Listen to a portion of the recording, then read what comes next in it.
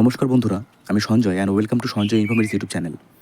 এনআইওস DElEd বিরাট জয়, তবে ৯,৫৩৩ নিয়োগে হাত দেওয়া যাবে না, কোর্টের বারণ। তাহলে কিভাবে এনআইওসদের নিয়োগ? দেখো, এই সমস্ত আপডেট নিয়েই আজকের এই ভিডিওটি। তো আর বেশি সময় নষ্ট না করে আমরা এবার মূল ভিডিওতেই প্রবেশ করি। দেখো, এটা সেই অর্ডার কপি এবং এখানে খুব স্পষ্টভাবে বলা রয়েছে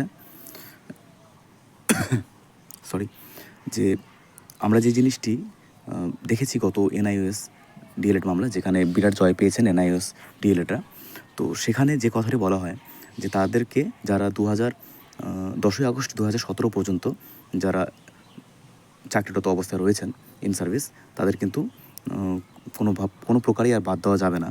এবং তারপর প্রশ্ন আসে যে তাহলে কোর্ট কেন বললেন যে 9,533 এই নিয়োগে হাত দেওয়া যাবে না? হ্যাঁ, এটা একদম তোমরা ঠিকই শুনছো। এটা কিন্তু একদম স্পষ্ট অর্ডার যে 9,533 এই নিয়োগে কোনোভাবেই আর হাত দেওয়া যাবে না, যেহেতু এই নিয়োগটা সম্পূর্ণ হয়ে গেছে।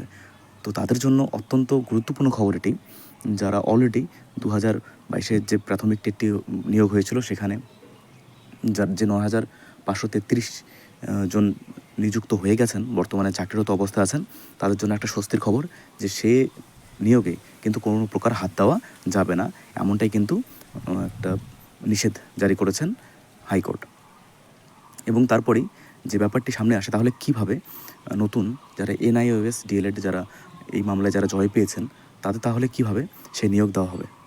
তো সেই ব্যাপারে বলতে গিয়ে কোর্টের মন্তব্য যে আগামী যে সমস্ত নিয়োগ রয়েছে, তো সেই নিয়োগগুলিকে কেন্দ্র করেই বা সেই নিয়োগগুলিতেই কিন্তু এদেরকে, অর্থাৎ সেই এনআইওএস ডিএলএড যারা করেছেন এবং যারা বৈধ হিসাবে যোগ্য হয়েছেন, তাদেরকে আগামী নিয়োগগুলিতে কিন্তু বা আগামী যে রিক্রুটমেন্ট প্রসেস রয়েছে সেখানে কিন্তু তাদেরকে নিয়োগ দিতে হবে।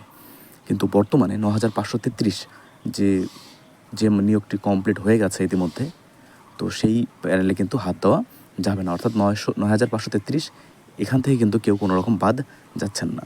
তারপর যে কথাটি অর্ডার কপিতে বলা রয়েছে, দেখো তোমরা এখানে, in the aforesaid case itself this court had clarified that the scheme which was framed by the government of India wide the aforementioned recognition order was done in order to provide a one-time opportunity to such of the teachers who were already in employment as on 10th August 2017 to get a qualification of a diploma course as required under section 23 subclause 2 of the RT Act, which had been inserted by the government of India।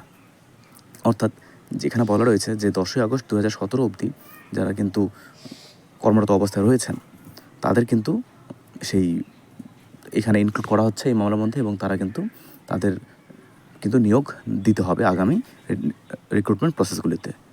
তো এই ছিল একটা ছোট্ট update. সকলকে ধন্যবাদ, thank you.